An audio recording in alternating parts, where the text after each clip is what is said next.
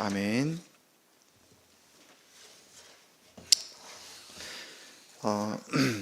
우리는 이제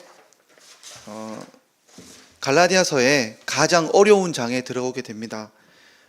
갈라디아서를 해석하는데 가장 어려운 것은 5장부터 등장하는 바울의 이 논지들이 이 갈라디아서 전체를 해석하는데 어려움을 겪고 있게 만듭니다. 왜냐하면 분명히 바울은 1장부터 4장까지 행위를 부정하는 믿음을 강조하는 내용을 했습니다. 그런데 5장부터 바울은 호련히 신자는 어떻게 살아야 할 것인가를 이야기하면서 행위에 대한 이야기를 하기 때문에 이것에 대한 해석의 어려움들이 있는 것입니다. 그래서 심지어 갈라디아서를 연구하는 학자들은 두 저자서를 주장하는 사람들도 있습니다. 그러니까 1장부터 4장까지는 바울이 썼고 5장부터 6장까지는 바울이 아닌 다른 누군가가 쓴 것을 이 갈라디아서를 합쳐서 이렇게 편집했다라는 말을 할 정도로 이 갈라디아서 해석을 하는데 어려움을 겪는 것입니다. 그런데 오늘 이 해석에 어려움을 겪는 부분들은 바로 이 행위에 초점을 두기 때문에 이 갈라디아서 해석에 어려움을 겪는 것입니다. 왜 그렇게 되는지는 오늘 본문을 보고 결론 부분에서 우리가 다시 살펴보면 우리가 알게 될 것입니다. 우리는 앞서 있었던 내용들을 보는데 분명히 바울은 두 개의 언약이 있다고 말합니다. 하나님께서 두 개의 언약을 맺는데 한 사람들에게는 율법의 언약을 맺으시고 자기의 자녀에게는 믿음의 언약을 맺으십니다. 그런데 율법의 언약을 따르면 율법의 언약은 대상이 종이고 죄인이기 때문에 하나님은 이 사람들에게 자신의 자녀에게 줄 유업, 유산, 하나님 나라에 대한 약속을 주시지 않습니다. 그러니까 여기 있는 사람에게 하나님은 명령은 하시지만 그 약속에 대한 그 명령에 대한 약속은 주시지 않는다는 겁니다. 반면에 이 신자에게는 하나님이 명령을 하시긴 하시지만 약속을 주시기 때문에 이 약속에 따라서 하나님 나라에 그런 유업을 주시는 것이 바로 믿음 언약에 대한 내용이라고 말하고 있습니다. 그러니까 오늘 5장 1절에서 바울이 드디어 결론을 내리는데 뭐라고 말하냐면 이 하나님의 자녀에게 주신 믿음 언약에게 백성에 주신 이 약속의 내용의 핵심이 뭐냐면 자유라는 겁니다. 자유. 너희는 믿음의 약속이 있는 백성이기 때문에 자유가 있는데 왜 다시 율법 언약으로 들어가서 이 자유를 놓치고 율법의 굴레를 너희가 다시 쓰려고 하느냐? 그러면 안 된다 라고 권면하고 있는 겁니다. 자유의 관점에서 살펴봐라. 자유를 놓치면 안 된다. 신자는 자유를 누려야 된다. 그런데 너네가 율법으로 돌아가면 율법으로 돌아간 순간 다시 한번 그 굴레, 종의 굴레를 쓰게 될 것이다. 이렇게 말합니다. 그러면서 대표적인 율법의 한 예, 지금 이 갈라디아 교회에 들어와서 이 사람들이 말하고 있는 율법의 행함에 대한 대표적인 예가 뭐냐면 할례를 두고 이야기하고 있습니다. 자, 그러면 누군가가 그러면 다른 율법은 우리가 그냥 행하지 않고 할례만 행하면 안 되겠습니까? 라고 묻는다면 오늘 바울은 이렇게 말하고 있습니다. 너희가 할례를 받는 순간 할례만 받는 게 아니라 율법 전체의 언약에 굴레에 들어가게 된다. 왜냐하면 율법이라고 하는 것은 통째로 덩어리로 되어 있기 때문에 어느 하나를 너희가 순종하게 되면 그 율법은 하나만 너희에게 굴레를 씌우는 게 아니라 전체의 굴레를 씌우게 돼 있다 라고 말하는 겁니다. 당연하겠죠. 종이 주인이 말하는데 이거 하나는 내가 지키고 나머지는 안 지키겠다 라는 것을 말할 수 없는 것처럼 율법이라고 하는 이 체계 안으로 너희가 어떤 이 신학을 받아들이는 순간 율법 전체, 이 신학 전체가 율법의 체계 안으로 들어가 버리는 무서운 일이 벌어지기 때문에 이 율법의 체계를 너희가 하나라도 받아들이면 안 된다라는 것이 바로 바울이 말하고 있는 바인 거예요. 그러니까 이 율법의 할례만 너희가 받겠다라고 하는 입장을 받아들이면 안 되고 이 율법이라고 하는 것은 통째로 율법 하나를 받아들이면 전체를 지켜야 한다는 그 명령을 율법에 너희에게 요구할 것이기 때문에 너희는 자유 전체를 잃어버리게 될 것이다 라고 말을 하는 겁니다. 자, 그러면 이제 묻겠죠. 그러면 신자가 말하는 삶이란 무엇입니까? 신자가 말하는 자유의 삶이란 무엇입니까? 라고 할 때 바울은 이렇게 말합니다. 5절, 6절을 우리가 한번 읽어볼 텐데 5절, 6절이 아주 중요한 말씀입니다. 우리 신자의 삶이 무엇인가, 자유란 것이 무엇인가 그럴 때 갈라디아에서 나오는 답을 5절, 6절로 대답하면 됩니다. 우리 5절, 6절 다 같이 읽어보겠습니다. 우리가 성령으로 믿음을 따라 의의 소망을 기다리노니 그리스도 예수 안에서는 할례나 무할례나 효력이 없으되 사랑으로서 역사하는 믿음뿐이니라. 자, 분명히 앞에서는 뭐냐면 율법으로 가면 너희가 그리스도의 은혜 자체를 완전히 유익이 없을 정도로 끊어버리게 될 텐데 너희가 유익을 받는, 그리스도의 유익을 받는 자유의 삶을 사는 신자의 삶의 원리가 뭐냐라고 물었을 때 이렇게 답을 한 겁니다. 자, 그러면 먼저 우리가 알 것이 있는데 그리스도가 말하는, 그러면 바울이 말하는 신자의 자유는 무엇인가? 라고 했을 때 이 자유는 마음껏 행할 수 있는 자유, 뭔가를 마음껏 누릴 수 있는 이런 게 아니라 신자의 자유는 의를 행할 수 있는 자유를 말합니다. 우리가 분명히 알아야 될 겁니다. 이 자유라는 개념이 뭐냐면 의를 행할 수 있는 자유예요. 의를 누릴 수 있는 자유입니다. 그러니까 하나님이 약속하는 자유는 의와 함께 가는 자유예요. 자유의 개념은 의와 함께 가는 겁니다. 그러니까 자유가 있는 곳에는 의가 있고 의가 있어야 자유가 있는 겁니다. 그런데 무엇이 문제인가 하면 신자는 이 땅에서 의를 완전히 누리지 못하는 상태예요. 하나님이 신자에게 너희는 구원을 받았다 라고 하고 의를 주었지만 이 의는 실제로 우리가 매일 매 순간 완전하게 누릴 수 있는 상태가 아닙니다. 자, 그러면 의는 어떤 상태로 신자에게 주어지냐면 약속의 상태로 주어지는 거예요. 약속의 상태로. 자, 그러면 신자도 여전히 완전한 자유를 누리지 못하는데 의라는 약속이 주어져 있어요. 자, 그러면 신자는 이 의에 대해서 어떤 태도를 취할까요? 5절에 보면 의의 소망을 기다린다 이렇게 돼 있어요. 의의 소망을 기다린다는 거예요. 기다리는 것이 신자의 행위예요. 신자는 어떻게 이 자유를 누리냐면 누리기 전에 기다리는 겁니다. 약속의 형태로 신자에게 의가 주어져 있기 때문에 하나님 그리스도 안에 이루신 그 의를 주십시오 라는 상태로 기다리게 되는데 그래서 신자는 소망을 가지게 되는 거예요. 마지막 날에, 그리고 우리가 하나님께 구할 때 주어지는 의에 대해서 기다리기 때문에 이 의의 기다림을 가지고 우리가 믿음으로 기다릴 때에 하나님이 신자에게 자유를 주시는 겁니다. 그러면 5절에 나오는 성령으로라는 말은 무엇일까라는 겁니다.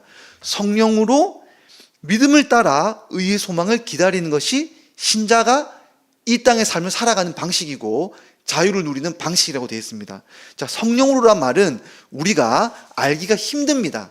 그런데 어디에 나와 있냐면 감사하게도 로마서 8장 3절에서 7절 말씀에 바울이 이 성령으로라는 이 간단한 말을 잘 풀어서 설명하고 있습니다.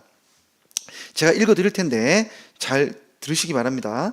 율법이 육신으로 말미암아 연약하여 할 수 없는 그것을 하나님은 하시나니 곧 죄로 말미암아 자기 아들을 죄 있는 육신의 모양으로 보내어 육신의 죄를 정하사 육신을 따르지 않고 그 영을 따라 행하는 우리에게 율법의 요구가 이루어지게 하려 하심이라. 육신을 따르는 자는 육신의 일을, 영을 따르는 자는 영의 일을 생각하나니 육신의 생각은 사망이요 영의 생각은 생명과 평안이니라. 육신의 생각은 하나님과 원수가 되나니 이는 하나님의 법에 굴복하지 아니할 뿐 아니라 할 수도 없음이라.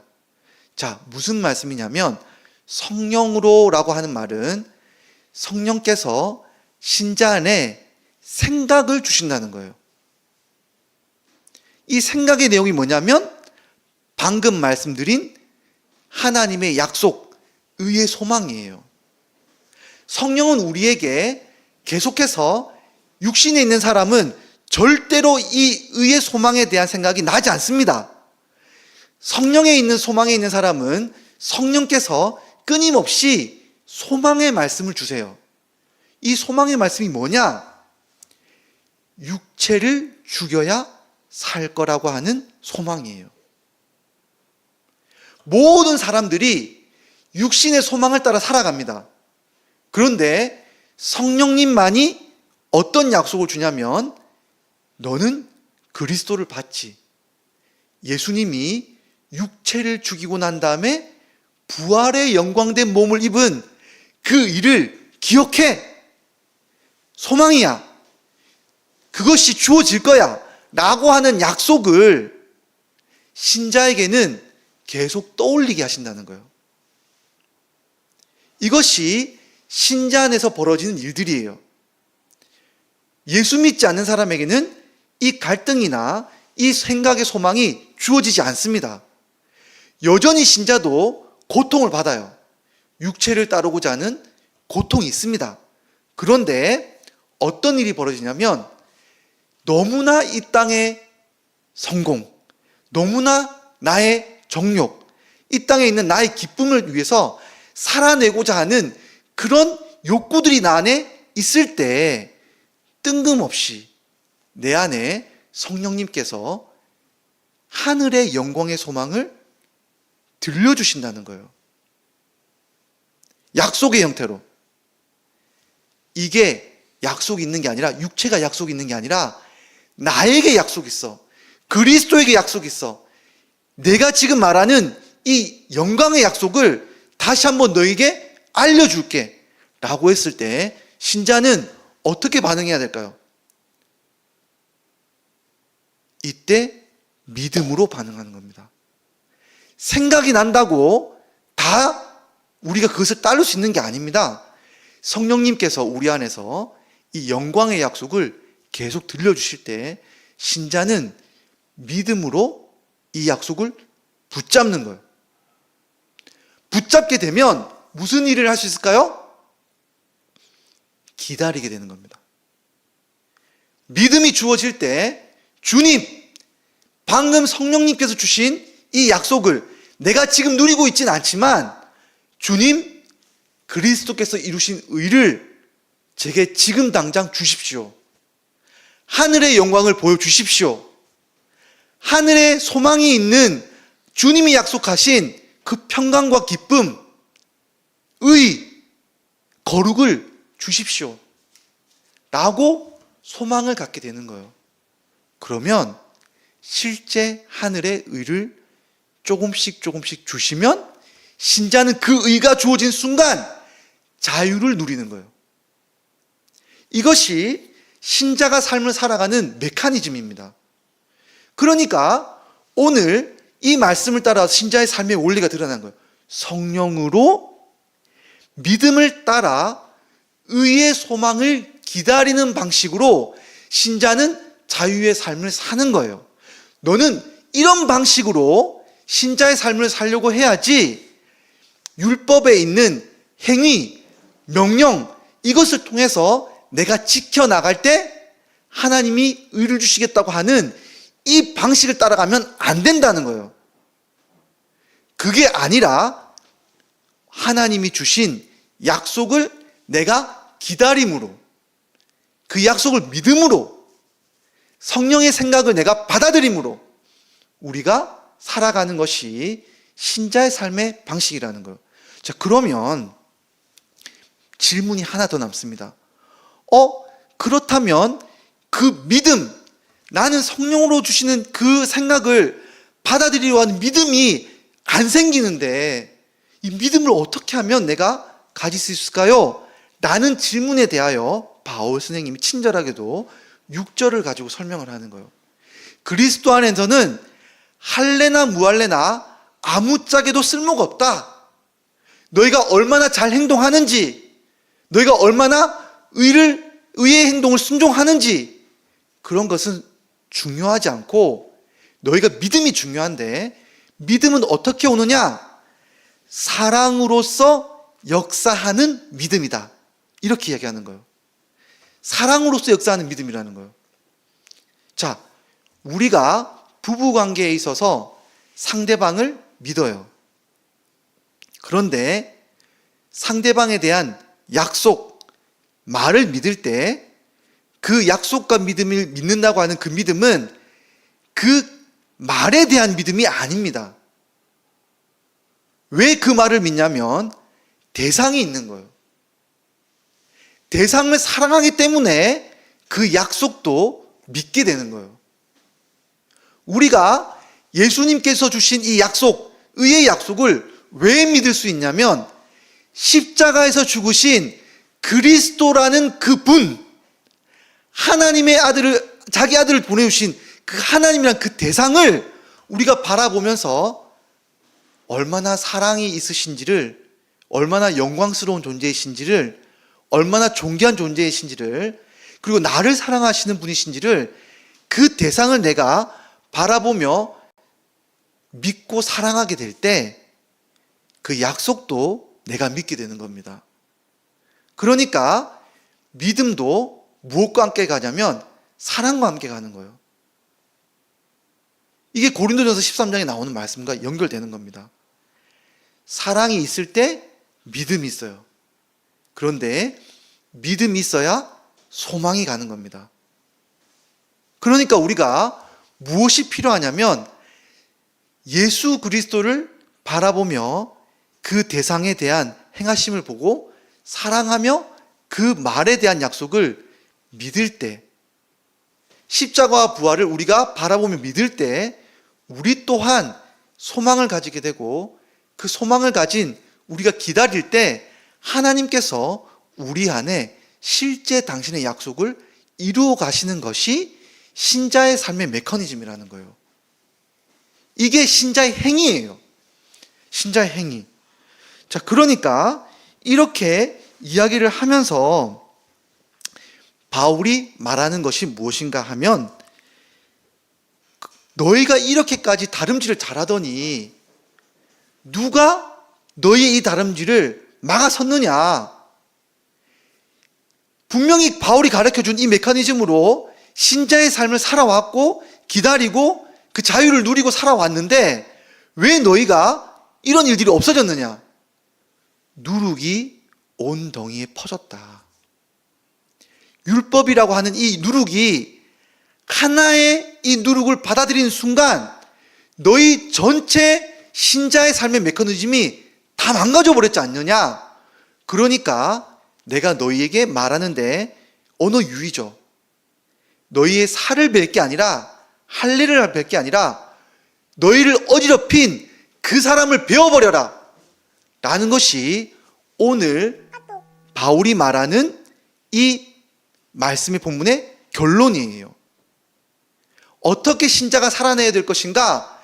율법의 메커니즘과 율법의 이 누룩을 베어버리고, 방금 말씀드린 바로 이 신자의 메커니즘을 가지고 살아나갈 때 바로 우리가 신자의 자유를 누릴 수 있다라는 게 바로 바울이 말하는 신자의 삶의 원리입니다. 자, 그러면 우리가 오늘 살펴볼 일이 있어요. 뭐냐면 우리가 첫 번째 했던 질문이 있습니다. 바로 믿음이냐 행위냐는 거예요. 엄청나게 많은 신학자들이 이 문제를 다투고 싸웁니다. 이 문제가 어려워요. 자, 그런데 오늘 갈라디아서 5장 말씀도 분명히 뭐라고 말하고 있습니까?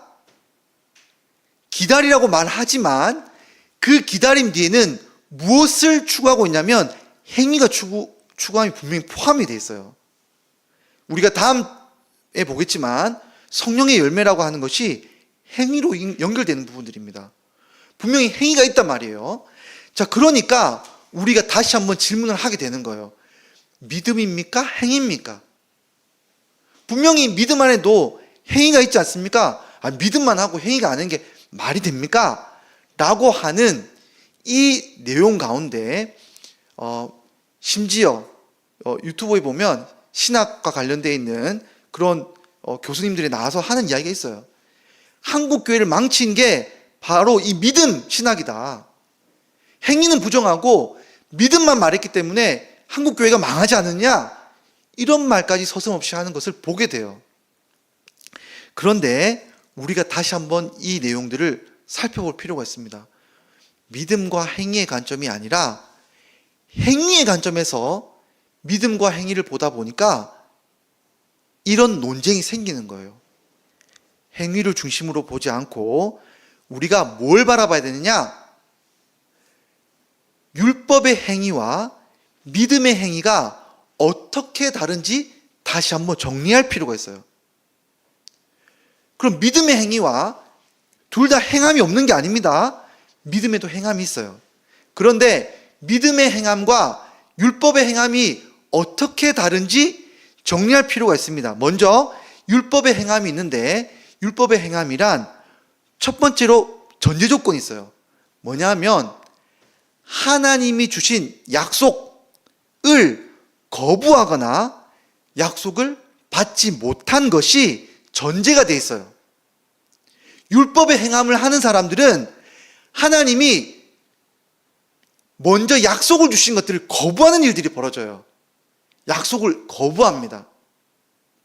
그러고 난 다음에 뭘 하냐면 약속의 내용을 스스로 이루려고 하는데, 스스로 이루려고 하는 이 모든 시도를 행위라고 하는, 행함이라고 하는 것에 표현한 것일 뿐이에요. 이걸 우리가 구체적으로 어디서 볼 수 있냐면 성경에 제일 먼저 이걸 시도한 사람이 누구냐? 아담입니다. 아담이 뭘 하려고 합니까? 하나님이 이미 약속을 주셨어요. 내가 영원한 생명을 얻을 것이다. 너희가 영원한 하나님의 자녀로 영광을 누리게 될 것이다. 라는 약속이 선악과 안에 포함되어 있음에도 불구하고 이걸 거부해버리고 뭐라고 합니까? 스스로 자기가 하나님처럼 되려고 하는 시도를 하죠. 이게 행함이에요. 율법의 행함이 바로 아담이 벌인 바로 그 행위입니다. 그러니까 하나님의 영광을, 하나님의 자녀됨의 영광을 하나님이 주겠다고 약속을 했는데 그걸 포기하고 뭘로 하냐면 자신이 이 땅에 스스로 취해보려고 하는 노력이 율법의 행함이에요. 이것을 예수님이 어떤 비유로 말하냐면 이렇게 말해요. 왕의 아들의 잔치가 있어요. 혼인잔치가 있어요. 그래서 사람들에게 초청장을 보내요. 초청장을 보내서 내 아들의 혼인잔치가 있으니 오십시오 라고 초청했는데 이 사람들이 거부를 해요. 거부를 하고 뭐 합니까? 자기가 할 일들을 하기 시작하는 거예요. 왜 이런 일을 할까요? 그 잔치에 참여하는 일을 자기 스스로 이루려고 하는 그 행동들을 하고 싶기 때문에 이 약속을 믿지 않는 겁니다. 거부해버리는 거예요. 그 잔치의 영광이 얼마나 큰지 몰라요. 그걸 버리고 자기가 밭을 갈고 소를 사서 그 모든 일을 행함으로 이 일을 이루려고 하는 겁니다. 그게 율법의 행함이에요. 율법의 행함. 자, 그러면 반대로 믿음으로 행함이란 건 뭘까요? 믿음으로 행함이라는 것은 약속의 초대를 받는 겁니다. 약속의 초대를 받아서 그냥 그 혼인잔치에 가는 거예요. 여기에 행함이 있지만 무엇이 포함되냐면 그냥 이 혼인잔치의 초대를 받는 게 포함이 되는 거예요. 이게 믿음의 행함이에요. 믿음의 행함은 행하는 게 아니라 뭘 하는 겁니까? 잔치를 누리는 거예요. 잔치를 누리는 소망을 가지고 그 잔치에 가는 게, 잔치를 기다렸다가 그 잔치에 가서 잔치를 누리는 것이 신자의 행함이에요. 다른 게 아닙니다. 그냥 그 잔치의 초대를 받고 누리는 거예요. 그런데 여기 경고의 말씀이 있어요. 뭐냐면 잔치에 왔는데 옷을 안 입고 온 사람이 있어요. 혼인잔치에 잘못된 옷을 입고 온 거예요. 엉뚱한 옷을. 그랬을 때 경고를 받죠. 자, 이 경고의 말씀을 뭐라고 해석해야 되냐면 신자도 그러면 행함이 없으면 지옥에 간, 그게 아닙니다. 이것을 로마서 말씀 8장 13절에 이렇게 말하고 있어요. 너희가 육신대로 살면 반드시 죽을 것이로되 영으로서 몸의 행실을 죽이면 살리니.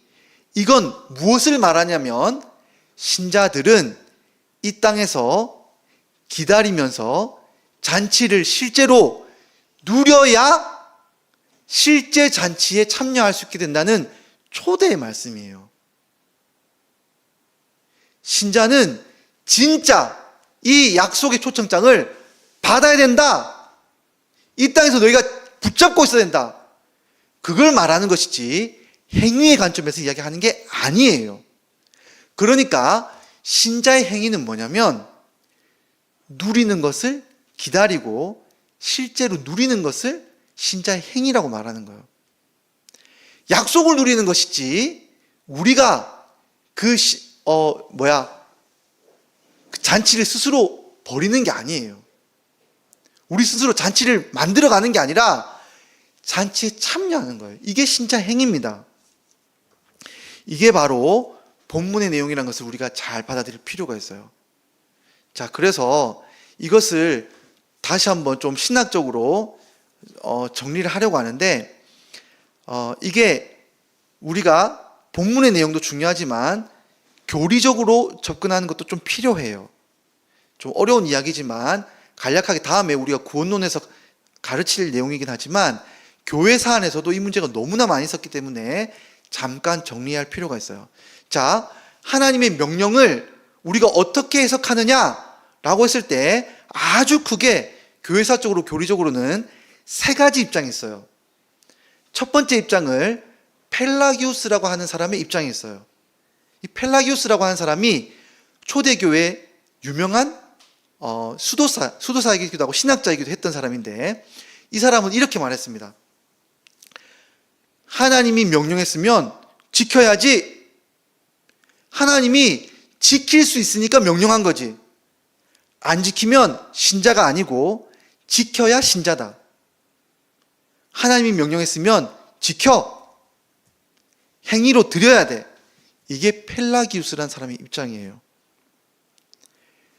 여기에 할례도 나오지 않고 제사제도도 나오지 않고 절기도 나오지 않지만 이 펠라기우스라는 사람의 입장이 바로 율법 언약에 속한 대표적인 이야기예요. 명령 자체에 집중하는 거예요. 그래서 초대교회에서 이 펠라기우스라는 사람을 이단으로 정죄한 거예요. 명령에 집중하면 명령했으니까 지키는 게 신자야.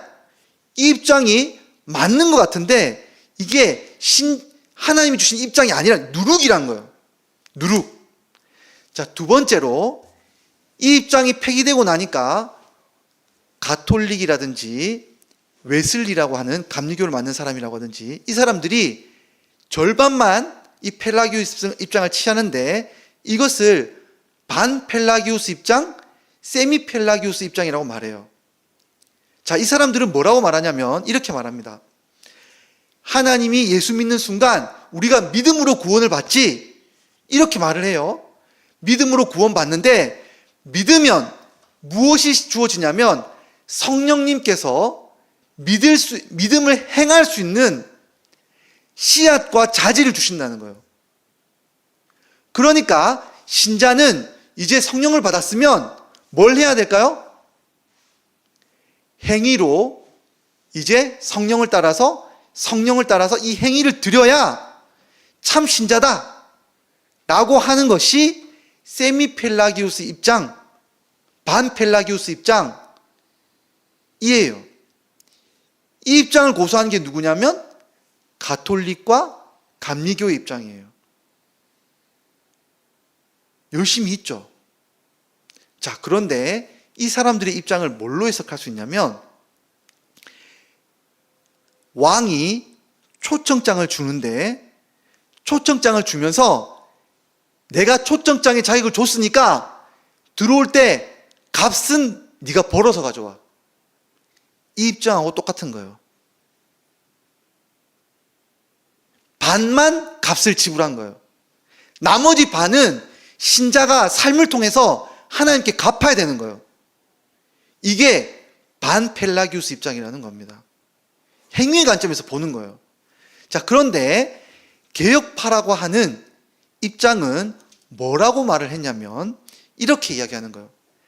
오직 믿음에서 믿음으로 값은 지불됐어. 행위로 구원받는 게 아니야. 오직 믿음으로만 구원받아. 라고 이야기를 했던 거예요.